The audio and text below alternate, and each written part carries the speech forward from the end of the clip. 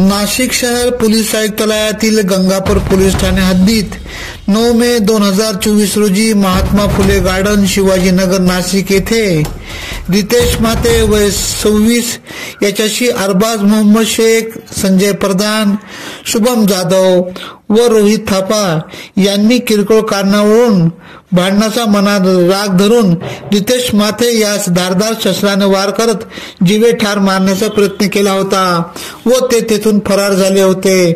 चौघांपैकी संजय प्रधान, शुभम जाधव, अरबाज शेख यांना अटक करण्यात आली होती, पण रोहित थापा हा मात्र फरार होता। त्याचा तपास सुरू होता।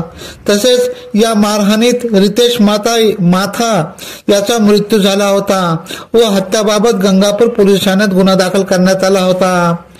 अंबडच्या गुन्हे शाखेचे प्रभारी पोलीस उपनिरीक्षक मोतीलाल पाटील यांना गोपनीय माहिती मिळाली की रोहित थापा हा पुण्यात आहे। तांत्रिक विश्लेषणाच्या आधारे तपास करत अखेर 10 नोव्हेंबर 2025 रोजी बावधान पोलीस ठाणे हद्दीतील पायगुडे नगर, सुसगाव, पुणे येथे सापळा रचत रोहित थापा याच्या मुसके आवळत पुढील कारवाई कामे गंगापूर पोलीस ठाण्याच्या ताब्यात देण्यात आले।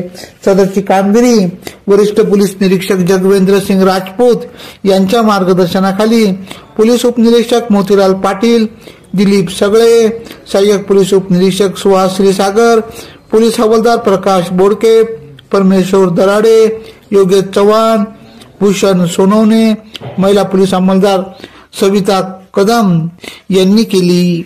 AKP न्यूज साठी ब्यूरो चीफ अनवर खान पठान, नासिक। अब हर वारदात पर रहेंगी हमारी नजर।